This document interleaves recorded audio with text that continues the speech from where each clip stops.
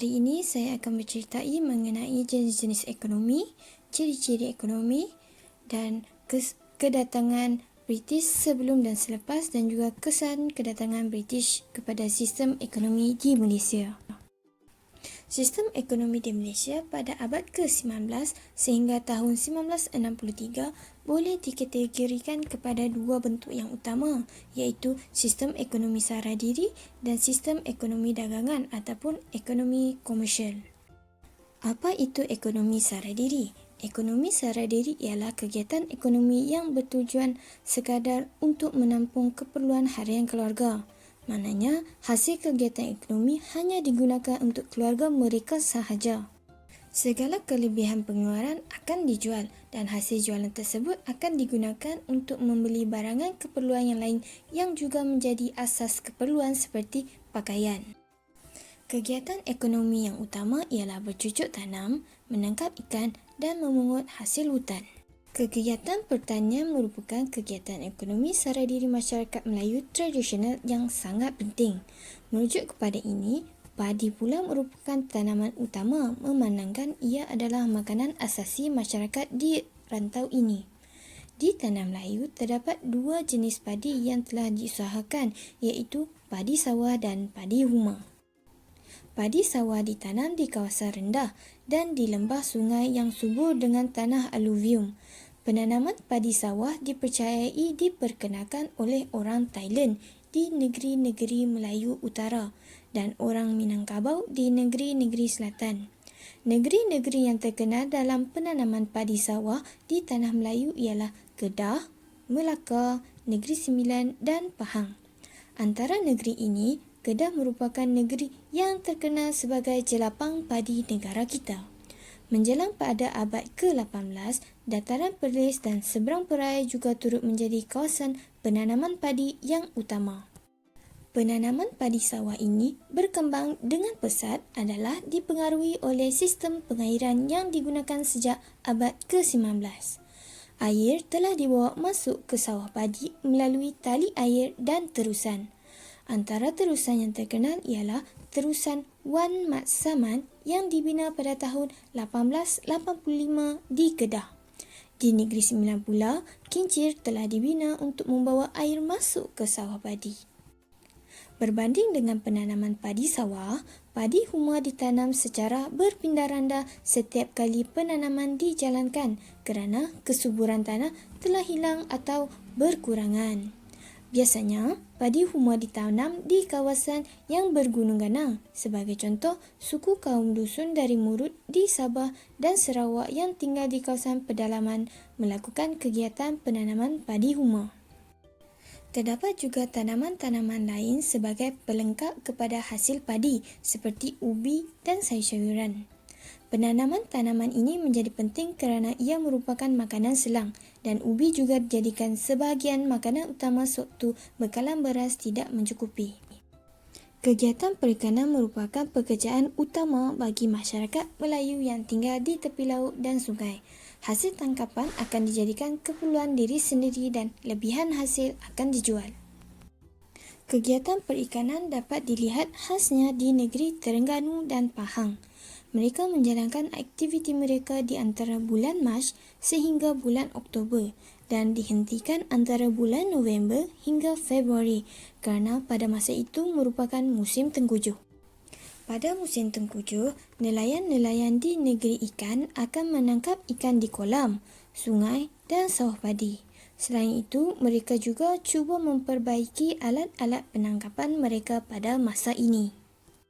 Di laut, nelayan menggunakan alat seperti pukat, jala, jaring dan rawai. Manakala di sungai pula, mereka menggunakan alat seperti pancing, tangkuk dan serampang. Berganjak pula kepada seterusnya iaitu ekonomi dagangan ataupun ekonomi komersial. Sistem ekonomi komersial hanya wujud di tanah Melayu setelah kehadiran penjajah British pada abad ke-19. Kehadiran mereka telah mempergiatkan bentuk ekonomi tersebut memandangkan mereka mempunyai teknologi yang lebih maju. Perkembangan ini dapat dilihat dalam sektor perdagangan dan perlombongan. Kegiatan perdagangan di Tanah Melayu merupakan lanjutan daripada kegiatan perlombongan, memandangkan bahan-bahan perdagangan itu sendiri lebih berasaskan kepada bahan-bahan mentah. Namun, terdapat juga bahan-bahan dagangan yang berorientasikan kepada hasil-hasil pertanian. Perkembangan perdagangan terdapat beberapa aspek yang berkaitan seperti sistem pengangkutan, perkapalan dan sebagainya. Dalam tahun 1895, ekspor biji timah telah mencapai paras yang tinggi iaitu 89 daripada nilai jumlah ekspor negeri-negeri Melayu bersekutu bagi negeri Perak dan Selangor. Hasil yang banyak membolehkan British menjalankan rancangan pembinaan jalan kereta api dan sebagainya. Pembinaan infrastruktur ini membolehkan biji timah diekspor dengan mudah. Pengeluaran biji timah yang banyak menyebabkan lebihan penawaran di pasaran dunia dan menyebabkan harga biji timah telah menurun.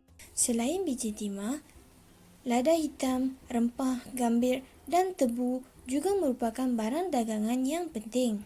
Kegiatan penanaman tumbuhan ini dapat dilihat di Johor, di mana orang Cina yang berhijrah dari Singapura mengusahakan penanaman gambir. Di Pulau Pinang dan Perak, usaha penanaman tebu dijalankan pula oleh orang Eropah dan orang Cina. Bermula pada abad ke-20, getah pula menjadi tanaman ekspor ataupun hasil dagangan yang penting kerana ianya sangat menguntungkan. Perkembangannya berhubung rapat dengan sistem pengangkutan, sebab itulah banyak kemudahan infrastruktur telah dibina pada tahun tersebut. Antara tahun 1906 sehingga 1929, purata keluasan penanaman getah di Tanah Melayu telah meningkat daripada 6,500 pada tahun 1910 kepada 456,000 tan pada tahun 1929. Pengeluaran yang tidak terkawal telah menyebabkan lebihan penawaran dan harga getah telah merosot. British telah mengambil beberapa langkah untuk menyusun semula program perusahaan getah dan antara pendekatan yang telah dibuat ialah rancangan Sekatan Stevenson pada tahun 1922 sehingga 1928. Bermula pada tahun 1917, kelapa sawit telah ditanam secara komersial di Selangor. Selepas kemerosotan harga getah, hasil kelapa sawit menjadi bahan dagangan yang penting di Tanah Melayu. Perlombongan di Tanah Melayu selalunya merujuk kepada perlombongan biji timah, memandangkan hasil perlombongan logam lain seperti emas adalah terlalu sedikit. Secara amnya, aktiviti ini dijalankan secara kecil-kecilan terutama oleh pembesar-pembesar Tanah Melayu. Dalam tempoh yang lebih lewat, penggunaan pam kelikir dan sebagainya telah merangsangkan lagi hasil pengeluaran dan menyebabkan pengeluarannya terus meningkat. Antara hasil perlombongan logam yang lain ialah emas, arang batu, biji besi dan boksit. Sekarang mari kita lihat ciri-ciri ekonomi sara diri dan ciri-ciri ekonomi dagangan. Antara ciri-ciri ekonomi sara diri ialah pengeluarannya dalam bentuk skala yang kecil, iaitu hanya untuk memenuhi keperluan diri sendiri. Seterusnya, ia menggunakan modal yang kecil. Ekonomi sara diri ini adalah berjalan di dalam pasar yang kecil kerana lebihan pengeluaran digunakan semula oleh keluarga ataupun kumpulan masyarakat untuk tujuan pertukaran barangan, kenduri kendara, pembayaran zakat, sedekah ataupun hadiah. Selain itu, ia juga disimpan untuk satu tempoh yang tertentu. Contohnya, padi disimpan bertujuan untuk memastikan kelangsungan bekalan makanan mereka. Selain itu, ia juga menggunakan teknologi yang mudah, di mana ia menggunakan peralatan asas yang diperbuat daripada bahan yang sedia ada di sekitar mereka. Sebagai contoh, penanaman padi. Peralatan yang digunakan ialah tugal, cangkul, tegala dan tajam. Ciri yang terakhir ialah kawasan pengairan yang mudah. Sistem pengairan yang mudah berasaskan sumber air sungai atau hujan yang bermusim. kaedah menangkap ikan berbeza-beza bergantung kepada kawasan penangkapan ikan. Seterusnya, mari kita melihat kepada ciri-ciri ekonomi dagangan. Terdapat 5 ciri-ciri ekonomi dagangan, iaitu pengeluaran dalam skala yang besar dan ia memerlukan sumber tenaga yang banyak. Dan untuk membayar sumber tenaga ini, ia memerlukan modal yang besar kerana ia juga menggunakan teknologi yang lebih tinggi. Selain itu, pemasaran yang lebih luas kerana ia merupakan ekonomi komersial. Seterusnya, mari kita melihat kedatangan British. Apakah sistem ekonomi Malaysia sebelum kedatangan British dan selepas kedatangan British?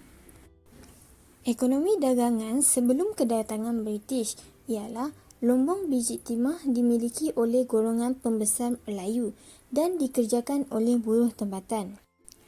Buruh tempatan akan menggunakan teknik mendulang, iaitu teknik tradisional.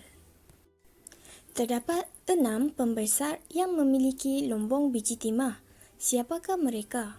Mereka ialah Datuk Kelana Putra, Datuk Bandar, Datuk Muda Linggi, Long Jaafar, Ngah Ibrahim dan Raja Jumaat.